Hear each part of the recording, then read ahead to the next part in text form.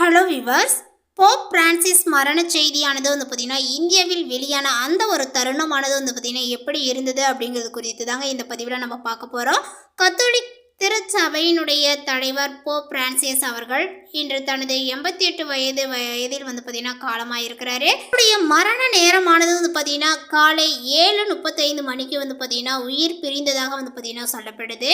Pope அவர்கள் பிதாவினுடைய வீட்டிற்கு திரும்பிவிட்டார். போப் பிரான்சிஸ் மறைந்த செய்தி உலகெங்கும் உள்ள கோடிக்கணக்கான கத்தோலிக்கர்களை பார்த்தீங்கன்னா பெரும் துக்கத்தில் ஆழ்த்தியுள்ளன. இந்த நிலையில பிலிப்பைன்ஸ் கத்தோலிக்க ஆயர் பேரவையினுடைய தலைவர் ஆயர் பாப்லோ விக்லியோ கார்டினல் டேவிட் நாடு முழுவதுமே உள்ள தேவாலயங்களில் போப் மறைவுக்காக துக்கமணி அடித்து அவருக்காக இறைவனிடம் பார்த்தீங்கன்னா பிரார்த்தனை செய்யுமாறு அழைப்பு விடுத்தார்.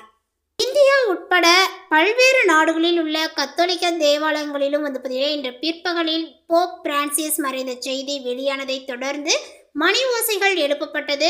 வழக்கமாக இல்லாத நேரத்தில் ஒழித்த இந்த மணி ஓசை பலரினுடைய கவனத்தை பார்த்தீங்கன்னா ஈர்த்தது.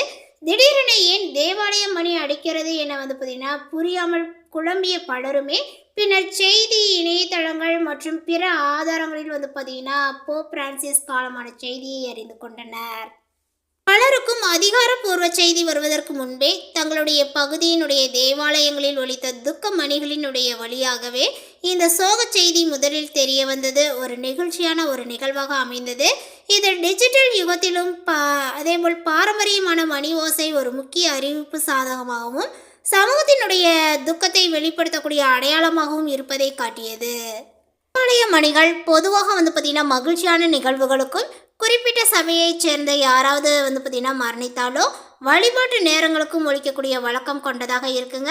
ஆனால் ஒரு முக்கிய ஆன்மீக தலைவர் குறிப்பாக போப் போன்ற தலைவர் காலமாகும் போது ஒழிக்கக்கூடிய துக்கமணி ஓசை சமூகத்திற்கு ஒரு மோசமான செய்தியை அறிவித்து மக்களை பார்த்தீங்கன்னா பிரார்த்தனைக்கு அழைக்கக்கூடிய பாரம்பரிய முறையாகும். இது ஒரு சகாப்தத்தினுடைய முடிவை குறிக்கிறது. இந்தியாவில் உள்ள கத்தோலிக் கிறிஸ்தவர்களுக்கும் தங்களுடைய தேவாலயங்களில் ஒலித்த மணிகளினுடைய எதிரொலியாக போப் பிரான்சிஸ் அவர்களினுடைய ஆன்மா இறைவனடி சேர உருக்கமாக பார்த்தீங்கன்னா பிரார்த்தனைகளில் ஈடுபட்டனர். அவர்களுடைய தேவாலயங்களில் ஒலித்த மணிகள் உலகளவிய கத்தோலிக்க குடும்பத்தினர் என்ற ஒரு பகுதியாக பார்த்தீங்கன்னா இந்தியாவினுடைய ஆழ்ந்த துக்கத்தையும் மரியாதையும் வெளிப்படுத்தியது. போப் பிரான்சிஸ் ஆற்றிய சேவைகள் மற்றும் அவர் உலகிற்கு விட்டு சென்ற அமைதி மற்றும் நல்லிணக்க செய்திகள் என்றும் நினைவு கூறப்படுகிறது. உயிர் தெழுந்த ஈஸ்டர் பண்டிகையை நேற்று கொண்டாடிய போப் பிரான்சிஸ் சரியாக அதற்கு மறுநாள் மண்ணுலகை விட்டு பிரிந்து சென்றது குறிப்பிடத்தக்கதாகும். போப்பினுடைய மரணத்தை பற்றி நீங்கள் என்ன நினைக்கிறீங்க, அவருடைய சமூக சேவைகளை பற்றி நீங்கள் என்ன நினைக்கிறீங்க அப்படிங்கிற கருத்தை பற்றி பார்த்தீங்கன்னா நம்மளுடைய பதிவில் பார்த்தீங்கன்னா நீங்கள் மறக்காமல் பதிவிடுங்க. இந்த தகவல் உங்களுக்கு பிடித்திருந்தால் லைக் பண்ணுங்கள், ஷேர் பண்ணுங்கள். இது போன்ற புதிய சுவாரஸ்யமான புதிய தகவலுடன் அடுத்த ஒரு வீடியோவில் சந்திக்கலாம். தேங்க்யூ.